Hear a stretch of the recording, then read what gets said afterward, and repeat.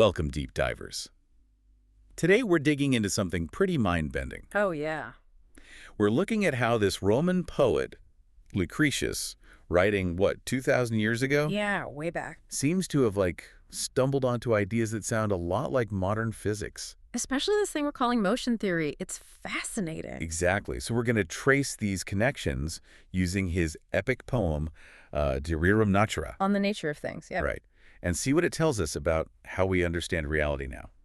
It's almost like finding ancient blueprints, you know? It really is. And we've got some great excerpts that line up his, philosophical poetry with some really current scientific thinking. Cool. So lay the groundwork. What's so special about Lucretius here? Well, what's really cool is he wasn't just, looking at the world. He was trying to show ordinary Romans what it was really made of. Make it tangible. Exactly. Making these huge abstract ideas totally concrete. Think of him as like an ancient field reporter. Huh, I like that. But he's reporting on motion itself. He's basically saying, look, birth, death. It's not magic. It's just atoms moving around, remixing. A cosmic remix. Okay, so an ancient field reporter covering motion. What were his basic tools? His foundational ideas? Okay, so his universe, and he got a lot of this from the Greek guy Epicurus. Right, Epicureanism. It had this really simple, 2-ingredient recipe. Okay. Atoms and void.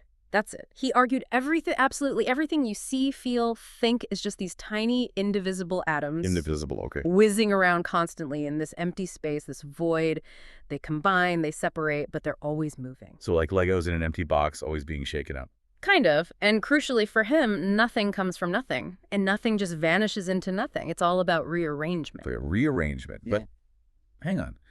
If atoms are just buzzing around all the time, how do new things happen? Good question. How does something complex like a tree or, us form? Yeah. Why isn't it just chaos? Right. If they're just raining down, how do they connect? And Lucretius, he had this amazing, really poetic answer. He called it the clinamen. Clinamen. Okay, sounds important. It is. It means the swerve. He suggested this tiny, minimal twist, a completely spontaneous, uncaused little detour in an atom's path. Huh. Like a little wobble. Exactly. A micro-wobble. Just enough indeterminacy, he thought, to make atoms bump into each other in new ways, to collide, form aggregates. And that's how complexity starts. That was his idea. It prevented this sterile, perfectly parallel rain of atoms. It introduced, novelty, and maybe even, he thought, free will. Wow, okay, so a tiny random swerve is the key to everything interesting. Pretty much. It was incredibly insightful, basically proposing randomness way before its time. A really bold idea. No kidding. Okay, so this clinamen, this swerve adds the spice. But how did he build the whole world out of just atoms, void, and this swerve? What about, solid stuff or feelings? Right. So he had these core building blocks, these constructions. First, the perpetual motion of atoms. Key point. They never stop. They're eternal, indivisible, always moving. Always. So what looks solid to us, like a rock, for Lucretius, that's just a really stable, long-lasting pattern of these moving atoms locked together for a while. A dense dance of atoms. Yeah, you could say that, and decay or something breaking down, that's just pattern failure. The atoms rearrange into something else. Okay, pattern failure. I like that too. What else? Second, the void. It's the great enabler. It isn't stuff, it's just openness, the absolute nothingness required for motion to even happen. No void, no movement. Exactly. No change, no universe. It's essential. Third, back to the clinamen, that tiny uncaused swerve, that's the spark plug. The trigger for collisions. Right. It allows atoms to meet and form what he called emergent compounds. And the properties of these compounds, hardness, wetness, whatever, that they come from the arrangement and the rhythm of the moving atoms. Not from some special ingredient added in. Nope. No mystical fluids or hidden qualities. It's all down to the choreography of motion. So, follow that thought. What about the mind? A soul? Did you think that was atoms too? Absolutely. No separate soul for Lucretius. Mental life, consciousness, feelings, that was just a pattern too. Made of much finer, faster-moving atoms, but still atoms in motion. Wow. That's Yeah. really radical for ancient Rome. Incredibly materialist. Death, then, wasn't your soul going somewhere. It was just the dispersal of that specific fine atom pattern. The atoms go off to join other patterns. The pattern dissolves. Yeah. Man, he didn't just leave it as abstract theory, right? You mentioned he had an example. Ah, yes, the famous one. His genius move to make it visible. He said, look at dust motes dancing in a sunbeam. Right.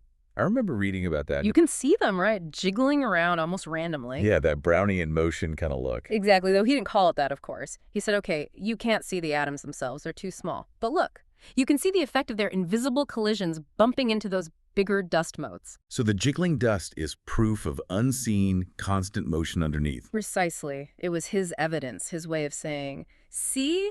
Motion goes all the way down. Nature's showing you its secret right here. That's a brilliant observation. It really makes the whole idea click.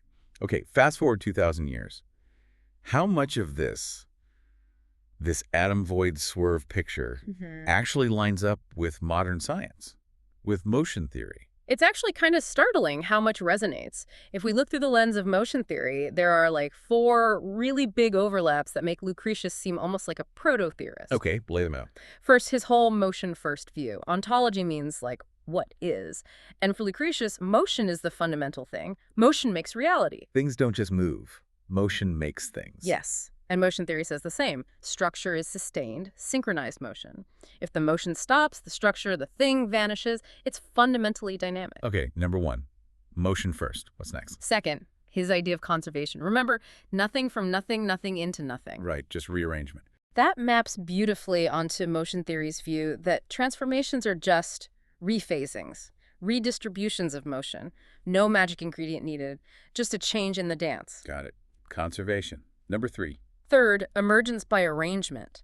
Lucretius ditched vital spirits or secret sauces. Properties emerge from how motions are organized, how they synchronize. Like hardness or color? Exactly. That's totally central to motion theory. Yeah. Think complex patterns emerging from simple rules, like bird flocks. The murmuration example, yeah. It's the collective motion pattern, not some flockness quality in each bird. Lucretius saw that principle at work everywhere. Okay, and the 4th overlap must be the swerve. You got it. Yeah. Stochasticity randomness as creative. The clinamen, that little swerve, it's like an ancient cousin to what we now call statistical fluctuations or noise. But he saw it as a good thing. Yes, not an error, but the thing that seeds new structures, that stops the universe being boringly predictable. Motion theory also sees noise or controlled desynchronization as a driver. It helps systems explore new possibilities, new patterns. So noise isn't just static, it's potential. In a way, yes. It fuels exploration in the motion space of what could be. That's a really powerful connection. It's amazing. But okay, science has obviously moved on a lot. Where does modern thinking, like motion theory, diverge from Lucretius? Where do we have to say, great start, but... Right, absolutely. We build on him. We don't just accept it wholesale. There are key refinements. Like what? Well, first, the whole void versus space, the motion idea. Lucretius needed a totally empty void for movement. Pure nothingness. Yeah. Motion theory reframes space, the motion, differently. It's not just emptiness. It's more like an active background of unresolved change. Even a vacuum isn't truly empty in modern physics. Quantum foam, 0-point energy, that kind of thing. Exactly. There are fields, fluctuations. Space itself has structure. It's dynamic. It's a low synchronization substrate, meaning motion isn't super organized there, making it easy for patterns to move and rearrange within it. So we keep the freedom to move, but the background isn't just nothing. Okay, so space isn't empty, it's just less patterned. Less coherently patterned, yeah. Which allows for patterns to travel through it. Second big difference. The clinamen versus mechanism. The swerve. Yeah. For Lucretius, it was brilliant, but it was kind of a narrative fix, a philosophical just because. He didn't explain why it swerved. Right. Modern science wants a mechanism. We look for actual quantifiable sources for that randomness, that desynchronization. Things like thermal noise heat, jiggling things around. Or quantum fluctuations. Or quantum vacuum fluctuations, yeah. Or even just the inherent chaotic behavior you get in complex systems. We want to know how the swerve happens, not just that it happens. Find the source of the wiggle. Makes sense. What else? And finally, his atoms versus structured spectra. Lucretius imagined atoms as tiny, identical, unbreakable billiard balls. The basic Lego brick. Pretty much. But we know now, thanks to spectroscopy, quantum mechanics, that atoms have internal structure. They're complex. They absorb and emit light at specific frequencies. They're not uniform billiard balls. Right. They have electrons, nuclei. So motion theory keeps the spirit of atomism, the idea of stable fundamental units, but replaces the billiard balls with stable synchronization regimes. Okay, that sounds technical. What does that mean? Think of them as stable patterns of motion, like tiny, self-sustaining vortices of energy. They have internal rhythms, quantized energy levels. They hold together, but they have complexity inside. So still fundamental units, but much richer structured units built from motion itself. Exactly. It honors the core idea, but updates it with what we've learned. So it really is like translating Lucretius, Yeah. taking his core poetic ideas and giving them a modern scientific vocabulary. That's a great way to put it. We can literally map his concepts onto ours. Let's do that. How would motion theory translate his key terms? Okay, so Lucretius's atoms, we'd probably call them coherence kernel, Coherence kernels. Okay. meaning localized regions where motion is highly synchronized, dense, and stable, patterns that resist falling apart easily. It captures that stability but emphasizes the dynamic, patterned nature. Right. It's not a static thing. What about the void? We translate that to a low-sync substrate.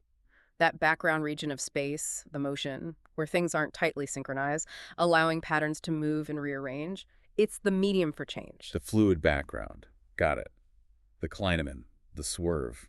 That becomes controlled desynchronization. Or you could think of it as bounded phase noise. It's not purely random chaos, but a quantifiable jiggle introduced by background fluctuations. It's what nudges systems to explore new states. A controlled randomness.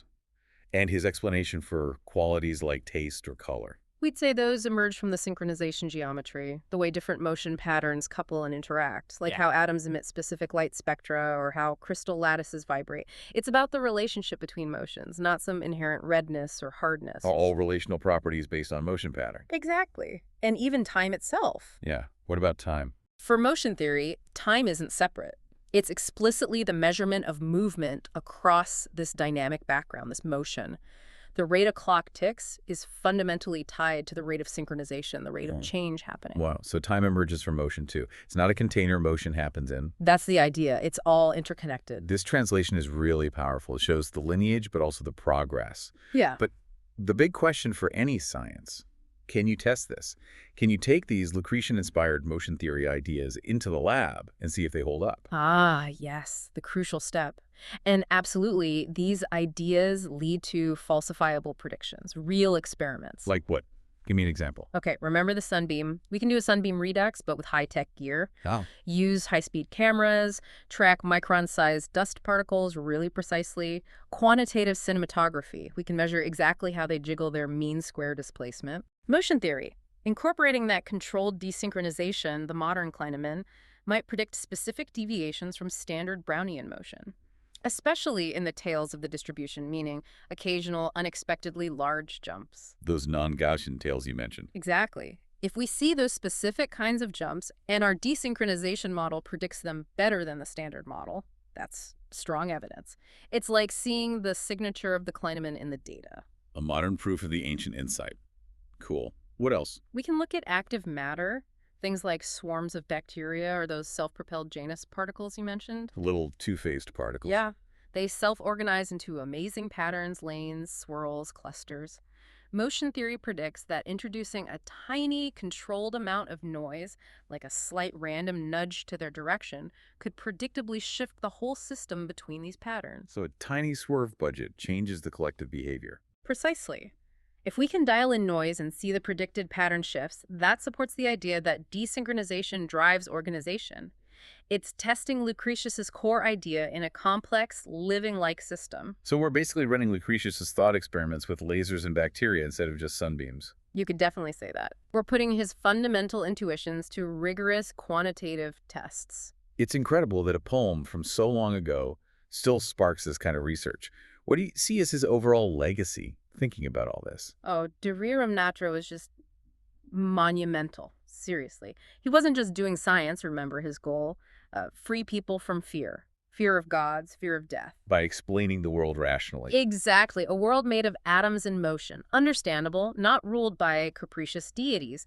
And he brought this into the public square with images anyone could get: water dripping on stone, sound echoing, clothes drying, making the invisible visible. He was a science communicator, really. One of the best, maybe ever. And his method. Start with motion, explain everything else.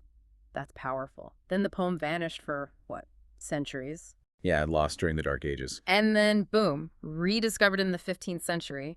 It played a huge role in reigniting that naturalistic way of thinking during the Renaissance. His courage, his method. He's undeniably one of motion theory's earliest, most inspiring ancestors. So pulling it all together for us, for the Yeah. listeners, what's the big takeaway here? What does this journey into Lucretius and motion theory really mean for us today? I think Lucretius gives us, and specifically motion theory, three really valuable gifts. First, just the sheer courage to say, maybe motion is all there is. Maybe it's the only fundamental ingredient we need. That takes guts. It really does. Second, he gives us a vivid way to teach these ideas, making motion tangible, visible, relatable through everyday examples. That's timeless. And third, he gives us permission to see order emerge from randomness, from tiny deviations. The clinamen wasn't a flaw, it was creative. So embrace the wobble. Kind of.